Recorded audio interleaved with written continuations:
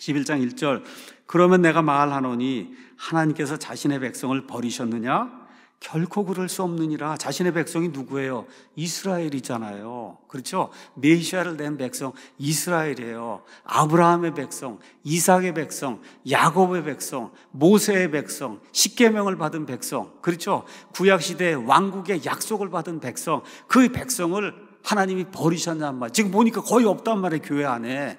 저 교회 밖에 있는 저 유대인들은 그냥 율법을 지킨다 그러고 지금도 그냥 그러고 있고, 이렇게 보니까 사람들 눈에는 이스라엘이 끝장이 났구나 이렇게 생각이 들잖아요. 그러니까 지금 바울이 대답을 해주는 거예요. 그럴 수가 없다. 결코 그럴 리가 없다. 나도 이스라엘 사람이 아브라함의 씨에서 난 자요 베냐민 지파에 속한 자다. 하나님께서 자신이 미리 하신 자신의 백성 미리 하세요. 이스라엘을 선택하신 것도 하나님이 미리 하시고 선택을 하신 거예요. 너희가 성경 기록이 엘리야에 대해 말하는 것을 알지 못하느냐? 그가 이스라엘 대적하여 하나님께 중보하며 이르되 주여, 그들이 주의 대언자들을 죽이고 주의 제단들을 파헤쳤으며 나만 홀로 남았는데 그들이 내 생명도 찾나이다 하나, 하나님의 대답이 그에게 무엇라고 말하느냐? 내가 나를 위해 바알의 형상에 무릎을 꿇지 않은 사람 7,000명을 남겨두었노라 하나니, 그런즉 이와 같이 이 현 시대에도 은혜의 선택에 따라 남은 자가 있는데, 남은 자, 성경에 남은 자는 이만한 무리 중에 요만큼을 남은 자라고 얘기하는 거예요. 그러니까 이스라엘을 버리지 않았는데, 그렇다 그래서 이스라엘 전체가 다 지금 하나님의 구원계의 교회 속에 들어오는 건 아니고 요만큼만 남는 거다. 근데 이 사람들도 어떻게 은혜의 선택에 따라 남는 거다. 그 이야기하면서 구원받는 것은 오직 은혜로 되지 행위로는 되지 않는다는 걸 6절에 다시 한번 강조하고 있는 거예요. 만일 그것이 은혜로 된 것이라면 더 이상 행위에서 난 것이 아니니, 그렇지 않으면 은혜가 더 이상 은혜가 아니니라. 그러나 만일 그것이 행위에서 난 것이라면 더 이상 은혜가 아니니, 그렇지 않으면 행위가 더 이상 행위가 아니다. 그러니까 하나님의 이 법에 따르면 두 가지밖에 없다는 거예요. 은혜로 구원받든지 아니면 행위로 구원받든지, 두 가지뿐이 없지 중간에 뭐 은혜 플러스 행위 이런 건 없다는 거예요. 그러니까 저와 여러분은 은혜로 100% 은혜로만 구원받는 거지 99.9 은혜에다 0.01 건데 뭐 이거 들어가면 그건 이미 행위가 되고 만다는 거예요. 자, 그래서 이스라엘의 대다수가 지금 불순종 가운데 있어요. 자, 이렇게 돼도 하나님이 그들을 버리지 않았어요. 그들 중에 일부는 지금 은혜로 구원받고 있는 거예요. 지금도 있다. 그 얘기를 지금 하고 있는 겁니다. 자, 7절에서 10절. 그러면 결론이 뭐냐? 이스라엘은 자기가 구하는 그것을 얻지 못하였으나 선택받은 자는 얻었고 그 나머지는 이날까지 눈멀게 됐다. 이스라엘 가운데 선택받은 자 아주 미니멈, 아주 남은 자 조금만 지금 남아있고 나머지는 다 눈이 멀어서, 그렇죠, 하나님의 계획을 알지 못하고 자기 의를 세우러 돌아다닌다는 거죠. 이것은 기록된 바 하나님께서 그들에게 잠들게 하는 영과 보지 못할 눈과 듣지 못할 귀를 주셨도다 함과 같으니라. 봐도 무슨 얘기인지 몰라. 예수님이 직접 와서 왕국을 말씀해 주시고 구원받는 도리를 얘기해 줘도 그 예수님을 잡아서 십자가에 못 박는 그런 민족이 지금 이스라엘 민족이다. 지금 그 얘기를 하고 있는 거예요. 이러니 바울이 가서 말씀을 전한다고 듣겠어요? 예수님이 와서 얘기를 해도 안 듣는데 바울이 와서 전한다 그래서 들을 사람이 몇 명이나 있겠느냐, 지금 그 얘기를 하고 있는 겁니다.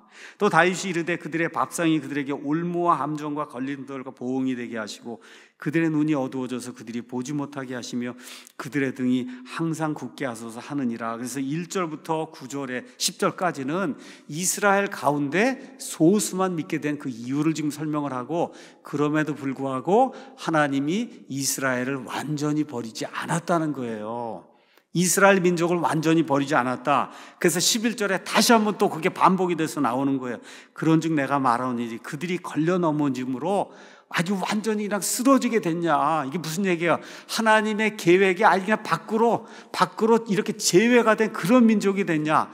앞으로 하나님은 이스라엘하고 더 이상 상관하지 않으시느냐. 예수님의 재림에 대한 어떻게 되느냐. 구약 성경에 나와 있는 그 왕국의 약속들, 이런 모든 것들 이젠 다 그게 무효가 됐느냐. 지금 바울이 이야기하는 거예요. 결코 그럴 수 없느니라. 맞죠? 결코 그럴 수 없느니라. 오히려 그들의 넘어짐을 통해 구원이 이방인들에게 왔으니 이것은 그들이 질투하게 하려 합니다. 이방인들이 많이 믿으니까 어떻게 돼요? 이 이스라엘 사람들이 이제 질투하고 그렇게 돼서 그런데 그들의 넘어짐이 세상의 부요함이 되고 그들의 쇠퇴함이 이방인들의 부요함이 되거든 그들의 충만함은 얼마나 더 많이 부요함이 되겠느냐. 이스라엘이 거의 멸망하는 것처럼 되니까 이방인이 이렇게 흥황해졌잖아요. 그럼 이스라엘이 더 잘 되면 이방인들은 더 잘 되지 않겠냐. 지금 그 얘기를 지금 하고 있는 거예요. 내가 이방인들이 너희에게 말하노라.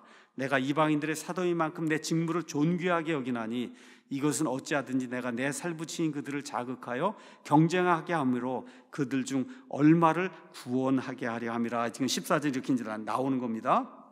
자, 이게 무슨 이야기냐. 자, 이 이방인의 사도로 지금 부르심을 받아서 온 세상을 돌아다니면서 말씀을 선포하고 있어요. 그 선포하고 있는 이유 중에 하나, 물론 이방인들 구원이에요. 근데 바울이 뭘 또 하나 염두에 두고 있냐. 나는 이방인들의 사도지만 열심히 이방인들에게 지금 말씀을 선포하면 어떤 일이 생기냐. 유대인들이 자극을 받는다는 거예요. 유대인들이 자극을 받아서 그들 중 일부가 구원을 받을 수 있기 때문에 내가 지금 이방인들의 사도로 온 세상 돌아다니며 이 어려운 일을 지금 감당하고 있는 거다. 그러니까 바울이 원하는 건 뭐냐. 비록 이스라엘이 지금 민족적으로 배교했지만 그들이 개인적으로 구원받는 그 일을 원해서 내가 이방인들에게 말씀을 선포해서 그래서 이방인들이 많이 믿게 되면 그럼 이스라엘이 자극을 받지 않겠느냐. 그 일을 위해서 내가 지금 열심히 하고 있는 거다.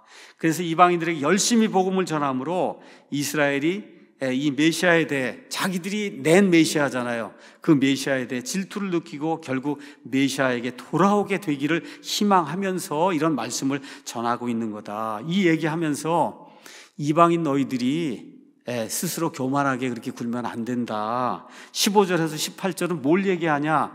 너희가 지금 믿는다 해도 근본은 이스라엘이고 너희는 접붙여진 사람들에 지나지 않는다. 이 사실을 잊지 말라고 얘기하는 거예요. 자, 그들을 버리는 것이 세상을 화해시키는 것이 되거든 그들을 받아들이는 것이 죽은 자들로부터 살아나는 것이 아니면 무엇이겠느냐. 첫 열매가 거룩하면 이스라엘이 거룩하면 덩어리 나중에 붙여진 이방인도 거룩하고 뿌리가 거룩하면 이스라엘이 거룩하면 거기에 붙어있는 가지들 이방인들도 그러하다. 그 가지들 중에서 얼마가 꺾이고 야생 올리브 나무인 내가 그들 가운데 덧붙여져서 그들과 함께 올리브 나무의 뿌리와 기름짐에 참여하게 됐다. 여기 잘 보셔야 됩니다. 여기를 또 개인의 구원과 개인의 선택을 위하면 절대 안 되는 거예요. 이스라엘이라고 하는 원줄기가 있는데 거기에 누가 더해졌다는 거, 이방인들이 더해졌다는 그 얘기를 하는 거지 개개인의 구원 이야기를 하는 게 아니에요. 이게 또 칼빈주의자들이 이거를 개개인의 구원으로 이야기하기 때문에 문제가 이제 생기는 거예요. 그 가지들을 대적하여 자랑하지 말라. 내가 이방인들 내가 자랑할지라도 내가 이방인들이 뿌리를 지탱하 이스라엘을 지탱하지 아니하고 이스라엘이 너를 이방인들을 지탱한다. 그러면 내가 이방인들이 말하기를 그 가지들이 꺾인 것은 내가 접붙여 이스라엘에 속한 사람들이 꺾인 것은 내가 누구예요? 이방인들이 접붙여지게 하려 함이라 하리니 옳도다.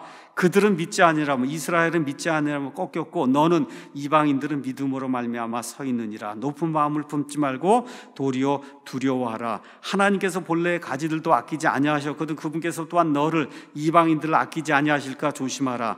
그러면 하나님의 선하심과 엄하심을 보라. 넘어진 자들에게는 엄하심이 있으나 내가 그분의 선하심 안에 거하면 너를 향해서는 선하심이 있으리라. 그러지 않으면 너도 잘려나가리라. 이게 또 알미니안주의자들이 주장하는 거잖아요. 구원 받고도 나중에 행위가 올바르지 않으면 잘려나간다. 그 얘기를 이걸 뭐로 하기 때문에 개인으로 해석하기 때문에 이런 문제가 발생하는 거예요. 이건 지금 개인 이야기가 아니고 이스라엘이라고 하는 이런 원 뿌리 여기에 이방인들이 이렇게 더해졌다는 그 얘기를 지금 하고 있는 거예요. 개개인의 구원 이야기를 하는 게 아니다. 그래서 칼빈주의도 이 면에서 틀린 거고 알미니안주의도 여기서 틀린 거예요. 알미니안주의 하는 사람도 항상 그 얘기 하는 거예요. 22절 그러지 않으면 너도 잘려나간다 그러지 않았냐. 구원 잃는다 그러지 않았느냐. 지금 그런 이야기 하는데 지금 그런 이야기 하는 게 아닙니다. 이게 지금 앞뒤 문맥이 뭘 얘기하는 거예요? 이방인 이스라엘 이야기랑 이방인 이스라엘 그 이야기를 하는 거지 개개인의 구원과 선택을 지금 이야기하고 있는 게 아니다. 이걸 꼭 저와 여러분이 이해를 해야 됩니다.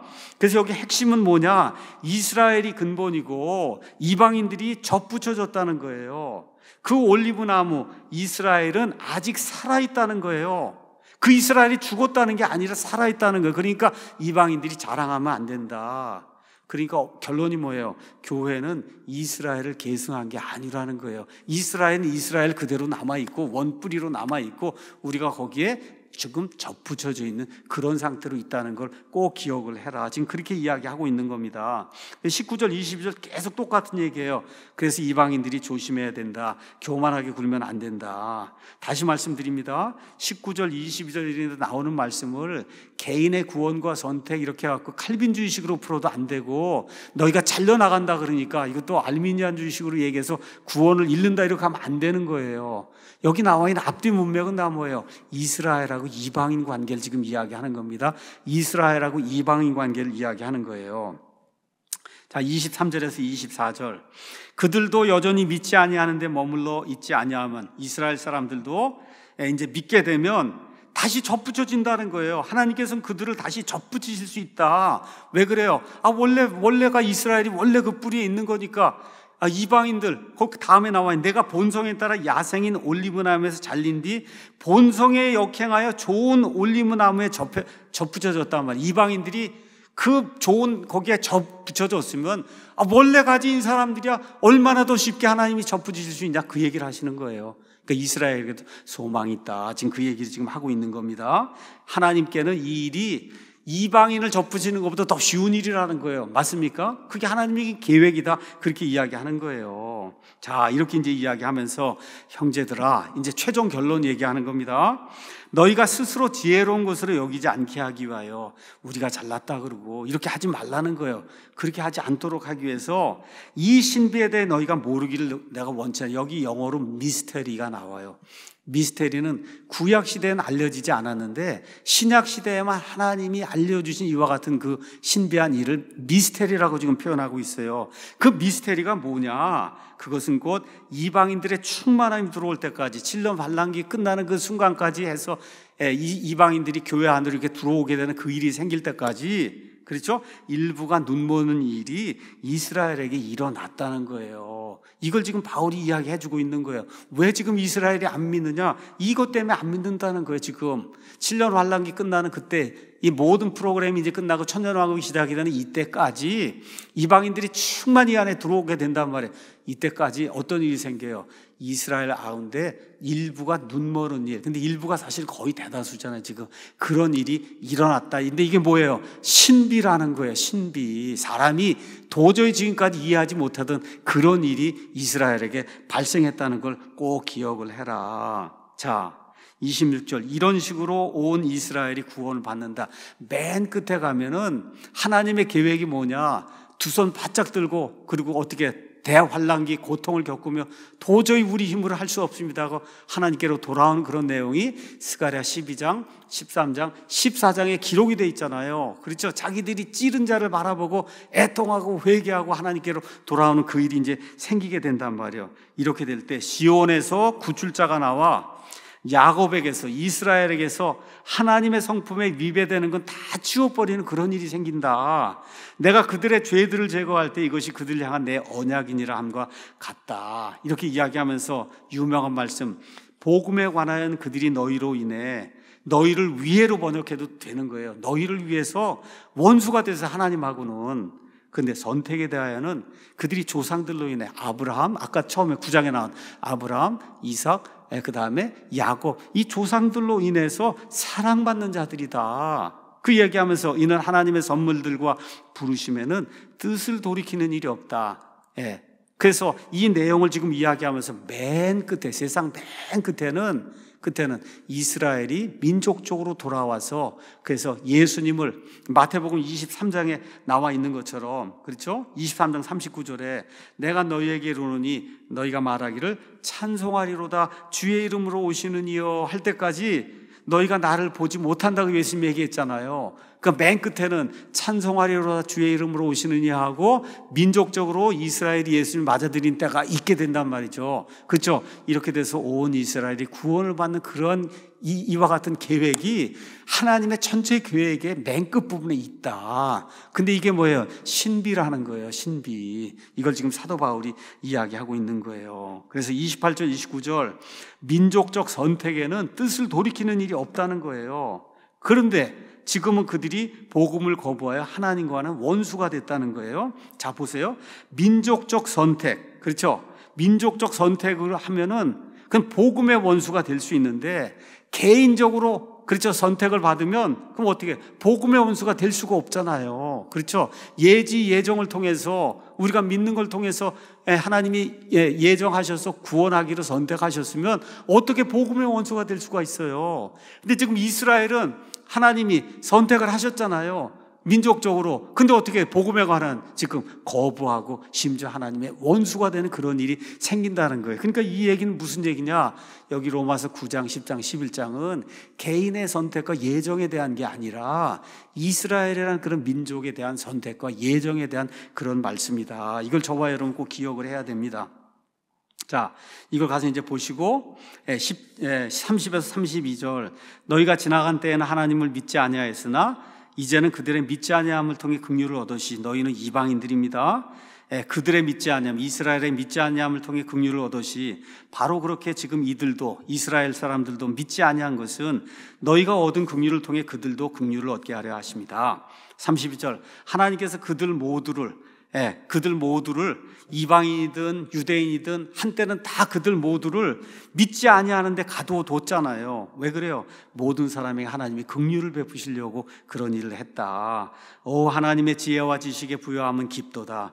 그분의 판단들은 헤아릴 수 없으며 그분의 길들은 찾아내지 못하리. 사람이 어떻게 이런 걸 다 이해하냐는 거예요. 불가능하지 않아요. 하나님의 이 오묘한 이와 같은 섭리를 어떻게 다 이해하겠느냐? 누가 주의 생각을 알았냐? 유대인들에 대한 이런 계획, 이방인들이 이렇게 구원받는 거, 그렇죠? 이거 감히 상상이나 했겠어요? 구약시대에. 그렇죠? 근데 이게 뒤집어져 갖고 지금은 이방인들이 거의 다 구원받고 이스라엘은 다 나가 떨어진 것처럼 이렇게 돼 있는데, 맨 마지막엔 또 어떻게 해요? 하나님이 이스라엘 온 민족이 구원을 받고 왕국의 백성이 돼서 예수님이 그 땅에 오셔서 천년왕국을 다스리는 그런 계획이 하나님이 가지고 계신 그런 계획이다. 그런 걸 누가 알겠느냐? 이거 주님의 생각을 누가 알겠느냐? 누가 그분의 조언자가 돼서 이렇게 해라 저렇게 해라 이야기할 수 있냐는 거예요. 그래서 누가 그분께 먼저 드렸기에 그분께서 다시 보답을 하겠느냐, 그분께 다시 보답을 받겠느냐.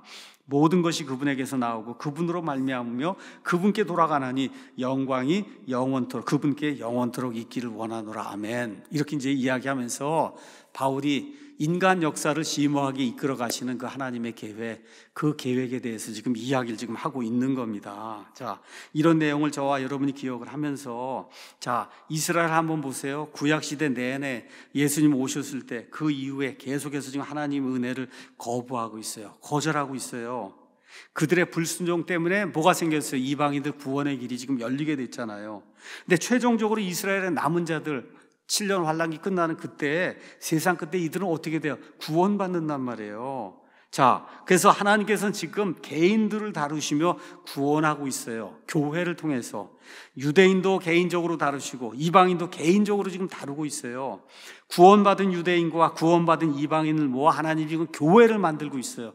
맞습니까, 여러분? 누구든지 이방인이든 유대인이든 누구든지 예수 그리스도를 믿으면 그러면 이방인도 아니고 유대인도 아니고 뭐가 되는 거예요? 교회가 되는 그런 프로그램이 지금 진행이 되고 있는 거예요. 이 교회가 완성이 되면 예수님 공중 강림하실 때 어떻게 해요? 끌고 올라가시잖아요. 휴거를 통해서 데리고 올라가시잖아요. 그런 다음에 7년 환란기가 이 땅에 임하게 되고, 그리고 맨 끝에 주님께서 유대인들을 구하고 그들을 민족들의 머리로 삼기 위해 이 땅에 다시 재림하는 그 일이, 올리브산에 발을 놓는 그와 같은 일이 이 땅에 이제 생기게 되는 거예요. 이 모든 게 하나님의 오묘한 계획 속에 지금 이루어지고 있는 거다. 바울이 엄청나게 멋있는 이야기를 로마서 9장, 10장, 11장에서 구약시대의 모든 왕국에 대한 거, 이런 모든 것들 다 이렇게 딱 요약을 해갖고 우리에게 알려준 거고, 구체적으로 이 일이 어떻게 되는가가 나중에 한 30년, 40년쯤 지나서 사도 요한의 계시록을 통해서 우리에게 더 명확하게 이제 전달이 되게 된 겁니다. 결론의 말씀 드리겠습니다. 존 칼빈이나 어거스틴, 존 메가더, 그다음에 존 파이퍼, 스프롤, 로슨, 여러 칼빈주의자들이 성경을 잘못 보고 로마서 9장에서 11장을 개인의 선택과 예정으로 푸는데 그건 그렇게 되어 있질 않습니다. 여러분이 한번 가셔서 제가 오늘 말씀드린 걸 기억을 하시면서 9장, 10장, 11장 한번 쭉 읽어보시면 이거는 개인에 대한 그런 이야기가 아니구나.